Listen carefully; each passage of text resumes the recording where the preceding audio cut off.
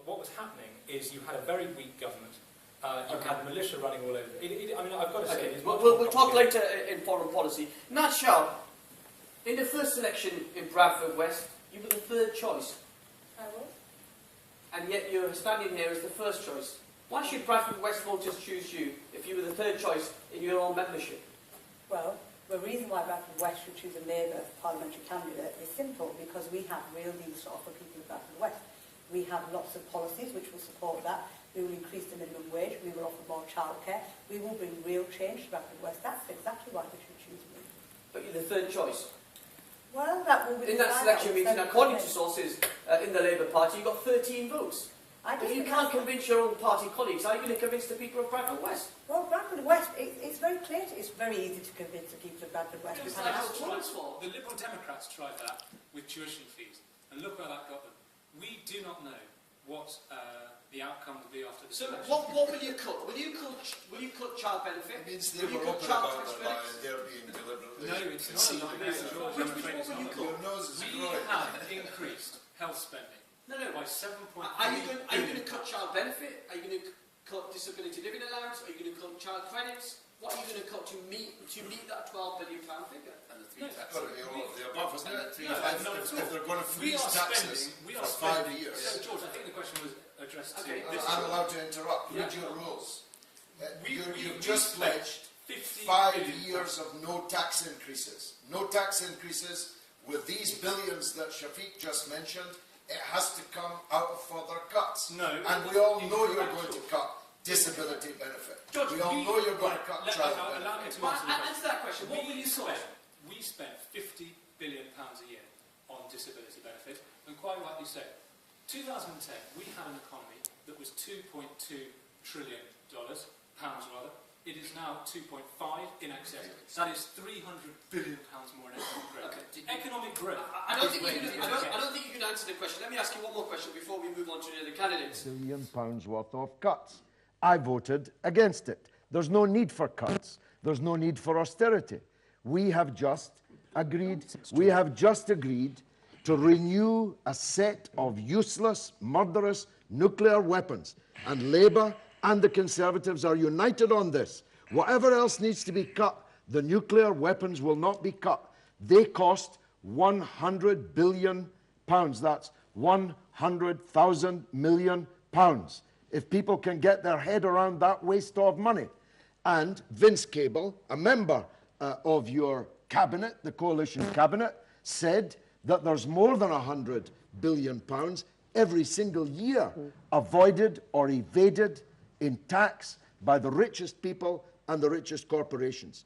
And if we stop the wars, stop going around the world, setting fire to other people's countries, only to fish them out of the Mediterranean when they fall off leaking boats afterwards, we'd be in clover. We wouldn't need cuts in public expenditure. We'd be increasing public expenditure. Okay. Thank you, Judge. I will come back to Dr. Nashar. If you were in the House of Commons in the last Parliament, and when your Labour colleagues joined the Conservative and Liberal Democrats to vote for those £30 billion cuts, how would you have voted? Well, we have a financial envelope to meet. We are in austerity. We do. How would you have voted on that proposal? I would have. Would you have voted in favour? I would have had to.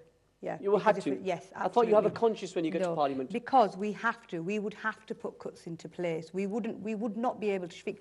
So the Tory party that you criticise, you would vote in the same lobby as them to have cuts of £30 billion. And then you tell the people out there that this mess was caused by the Tories. Yet you would join the Tories in that lobby. I would vote for cuts, but where those cuts fell, that's a different issue. I would have to vote for cuts. If we didn't have the cuts, we wouldn't be able to balance the books. And we're still 3 years off target. Let's be clear about that. Where those cuts fall is the argument. I would not be telling the voters of Bradford West that I will go in and say, I'm going to say no to all the cuts, because that would be wrong and that would be false promises. We've had enough of false promises over the last government. We cannot make any false promises. We have to be realistic. What do we have to do? We have to balance the books. We have a deficit. We have to get that right. What should be cut? So where will those cuts come? We asked the Conservative Party, George Osborne was asked on the BBC and other broadcasters where this £12 billion in welfare cuts would come from. We didn't get an answer. We asked him about the £8 billion in the NHS budget that he's pledged increase. We didn't know where they come from. So where will your cuts come from? Well, I'm really clear about where we will be raising money from. That 100 billion. But where that will you the cuts referred come to. from? The cuts What don't will you have to. cut? Right. The cuts don't have to be where at the moment we've got most of the deprived wards in Bradford. We've got so many in Bradford as a whole. Yeah. We don't have to cut in Bradford. We can. No, we're cut in talking the about leafy. when we talk. Yeah, I'm explaining it. Last time I looked, Naz Shah, you were standing for Parliament. Absolutely. And you will be standing in the House of Commons, not Absolutely. in Bradford City Council. We have Hall. had 200. So how would you? Who brought the bedroom It was the Tories. But Labour took 4.5 years before they said they would scrap the bedroom tax. They supported it over the 4.5 years until they changed their mind. Now they're campaigning against the bedroom tax. They actually voted against. We will abolish We that. actually 6 voted months against ago it. they They did, for the voted- first time. Well, we voted Against against when it was it. going through Parliament. They did Took vote them- against. But it took them 4.5 George, we have years made a to say commitment that that we they will would abolish scrap it. bedroom tax. That is what our But current it took position you is. 4.5 years to do it. Whether we did, we Anyway, we I'm got there. fascinated. Can we not have the camera on her all night, please?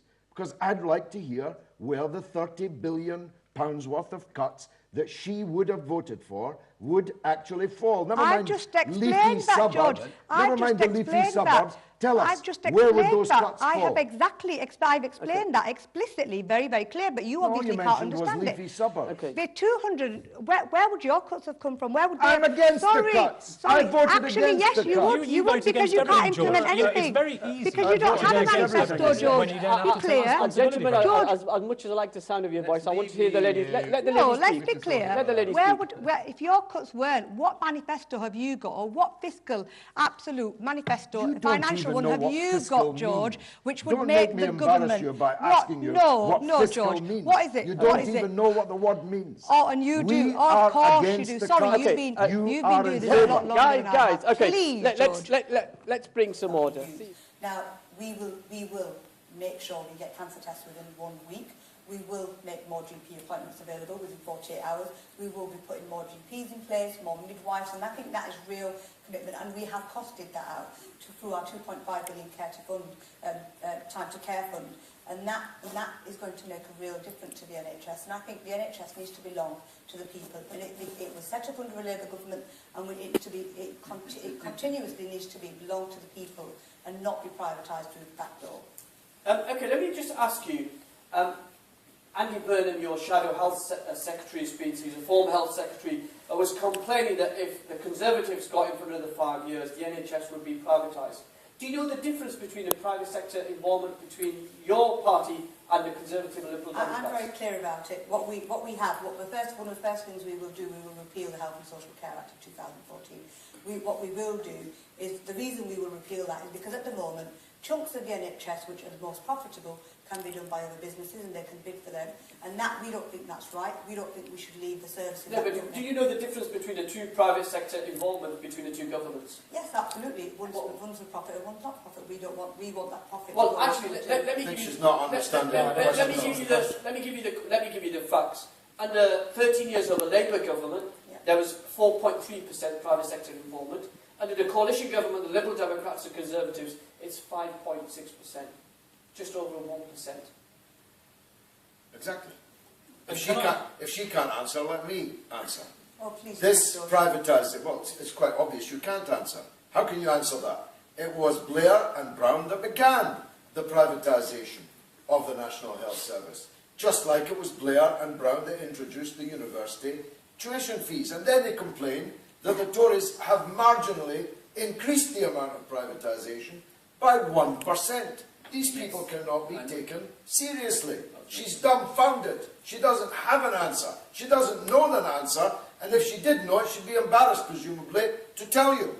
Can I just You can, George, yeah, please. just nail this privatisation canard once and for all? It is clear that Naz doesn't really understand what she's talking about on this particular issue. Your viewers already know that I have been foremost in this country in standing up in defence of the Muslims. I told the Labour leader, Tony Blair, when he invaded Iraq just before it, a couple of weeks before it, in the library corridor, to be precise, I told him that if you send hundreds of thousands of foreign soldiers to attack, invade and occupy a Muslim country, you'll end up with war throughout the world, including on our own streets.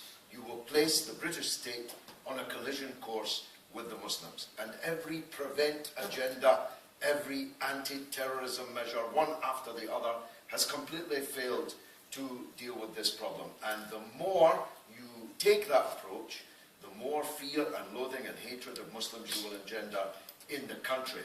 And that's why the Henry Jackson Society are here. It's why Khalid Mahmoud, I mean, George is right. He's not actually responsible for most of the crimes of the Henry Jackson Society. He didn't invent the Trojan hoax. Khalid Mahmoud, the Birmingham Labour MP, invented it. And he's Naz Shah's campaign manager in Bradford. Actually, he's been in Bradford. Well, we've all seen the pictures. Why is it anybody else? We've all seen the You've pictures. got pictures of Saddam Don't force me to talk about your relationship. Don't force me to talk about your relationship with Khalid Mahmoud. Khalid Mahmoud is the origin.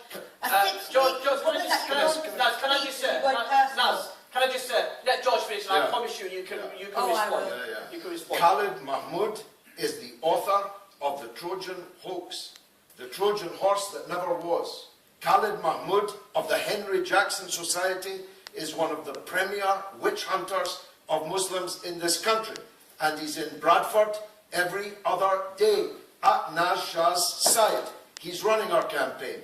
The Facebook pictures, the Twitter pictures, all prove it. So, we've got Khalid Mahmoud in Bradford, and we've got George Grant of the Henry Jackson Society in Bradford, and we've got from across the Atlantic, Louise Mensch in peripatetic, perpetual motion.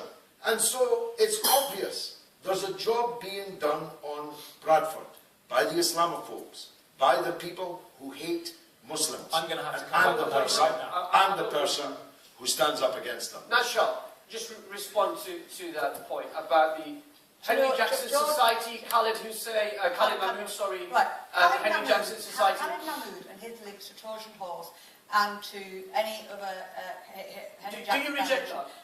No, you can ask him that. No, I'm asking you. I'm asking you. What do you think of the Trojan horse? No, let me answer the question which you've asked me to, and let me respond to that. Okay, First and foremost, Khalid Mahmoud is old enough to answer for himself of what he's doing in his terms of his policies. I do not speak for him. He does not manage my campaign. I have people here who manage my campaign. Yes, it is absolutely no word of a lie. It is absolutely correct that I was introduced to Khalid back in June, and that was where my political journey started. But I am a person of my own. Oh, please, what are you going to do? Pull out another card? What is it, George? What are you afraid of, George? No. Guys, please, George, please. Somebody ignore us. Let's stick to the issue. Yeah, but issue. There is a perception. The neocons, like the Henry Jackson Society, the EDL, the Quilliam Foundations of these worlds, perpetuate the Islamophobia in society. Khalid Mahmoud is a member of the advisory board of the Henry Jackson Society. Khalid Mahmoud is here. I'm not Khalid Mahmoud's voice. I'm asking you about Islamophobia. They perpetuate Islamophobia. No, because what we have unique individual circumstances of each country. We have the Arab uprising. I do not agree with George Galloway's assertion that because of Iraq we have a mess in the Middle East. I think there was an uprising in the Middle East, and let's be clear about what happened in that. The Syrians, as in Tunisia, if you look at Tunisia now, they have some stability back. They have their own solutions. Why should we be going in and fixing people? Why fixing things? We should be supporting. So why support Libya then? Because Libya was very. No, but you just said why should we go in? Let me ask you. You just said why should we go in and tell them how to do it? But yet you support Libya and you don't support Syria. Libya was a so we have a hypocritical position. No, not really, not at all. It's a contradiction I can hold really well. And it's not really a contradiction. If you look at it, Libya was about a tyranny against people. The path for Syria is a negotiated diplomatic transition to democracy. And I urged the Syrian regime to call a democratic election. And if they had done so at that time, they might well have avoided this disaster. But for Naz Shah to say that she disagrees with me that the invasion of Iraq is the cause of all this, well, that's gobsmacking, even by her standards. Every fool knoweth that sending hundreds of thousands of American and British soldiers to invade and occupy an Arab Muslim country has sent cascading around the world Iraq all was of wrong, these John. great Labour Labour supported. Candidates, I'm just going to ask you, please, if you just kind of respect me, and I promise I'll get all of you in on this. I will bring you back. Let's just move on. There's a question here for you, Naz Shah, around Palestine. It says, your leader Ed Miliband said he was a Zionist. Do you back him? If he said he was a Zionist, absolutely not, because at the end of the day, what I believe is that Ed Miliband is not a Zionist. It's not something that I will sign up to. I'm very clear that Ed Miliband is the person who ensured that we voted for Palestine, a state in Palestine, and our absentee MP didn't vote on the issue of Palestine. He didn't vote for it, and I think that's absolutely fundamentally wrong. So yeah, I don't. Can we get that clear? Yeah, let's.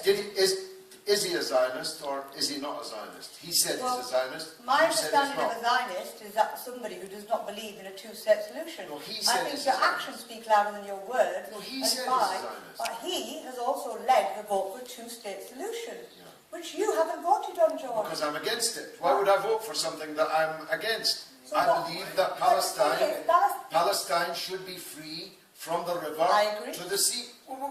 You say you agree, but you've just said We you have to support have a a two-state two-state solution. We have to have a peaceful solution, George. Well, You can't. I know the contradictions are the name of your game. Do you support a two-state solution, or should Palestine be free from the river to the sea? Perhaps you don't know what that means. The river I am very Jordan clear. to the We have Mediterranean voted Sea. on Palestine being recognised. I am And against it is not a two-state recognised at the solution. minute, and I'm that against is a fact. I'm against it. I'm against it. It is not a solution. That's why I'm against it. I believe in one democratic What would state. happen to the Israelis who live in Israel? They continue to live there, just not in somebody else's house, just not on somebody else's land. It would be a binational state called Israel-Palestine, Palestine-Israel, according to your taste. That's the only thing that actually is a solution.